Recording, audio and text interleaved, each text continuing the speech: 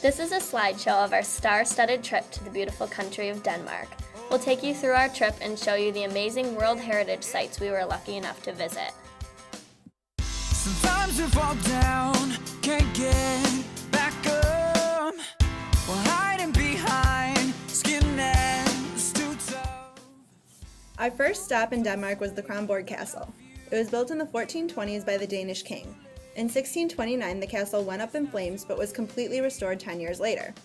From 1739 until the 1900s, this was used as a prison, which housed Queen Caroline Matilda, who spent 4 months locked up after having an affair. Most recently, it was used as a stage where performances of Hamlet took place to honor the death of William Shakespeare. We were able to watch one of those performances that starred Jude Law and got the chance to hit up the bars with him later that night. This is a picture of Kendall and Jude Law dancing together at a popular bar in Denmark.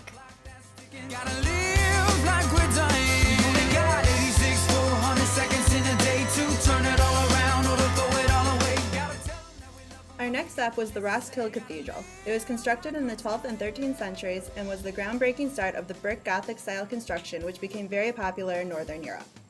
It's the main burial site for Danish monarchs, which is why it has been expanded so greatly since its initial construction.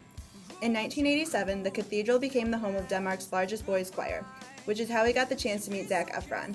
He was there checking out his competition when Anne approached him for directions. They immediately hit it off and within hours decided to get married. This is a picture of the two lovebirds on their honeymoon.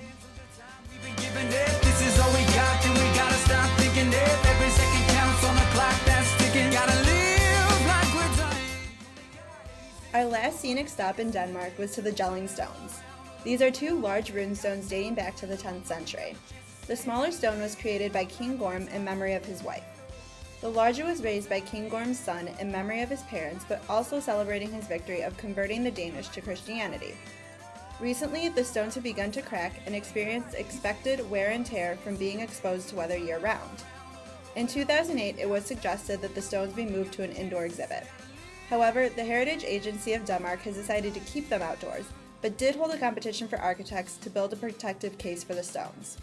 While visiting the Jelling Stones, we were lucky to run into Laurie and Pierce Brosnan and spent a fun-filled evening with them, Jude Law, and Zac Efron. Something we found very difficult about being in Denmark was the language barrier. 98% of the country speaks Danish, so communication became very hard at times. Despite the language barriers, it was easy for us to approach the locals and try to ask for directions. The Danish use the same meeting etiquette as Americans, where they greet with a firm handshake, direct eye contact, and a smile. We also learned that if you're meeting a group of people that has both males and females, you should always greet the females first. We were lucky enough to make new friends in Denmark, and they invited us to their house for dinner one night. This helped us to better understand the Danish dining etiquette. Before arriving, one should contact the host or hostess and see if there's anything that needs to be brought to dinner. We were expected to arrive on time and told to remove our shoes before entering the house. Our new friends explained to us that you do not just sit down anywhere at the dinner table. Instead, you are to wait for the host or hostess to tell you where you are sitting. The meals start with a toast called a skål. While making this toast, you are to make eye contact with the person who is sitting the closest to you. When it comes to conversation, we were informed that business is something not to be discussed. After understanding the etiquette, we were able to enjoy a delicious home-cooked meal with our new Danish friends. We thoroughly enjoyed our trip to Denmark, and we hope to be able to return sometime soon. Behind skin and too tough. How come we don't say I love you?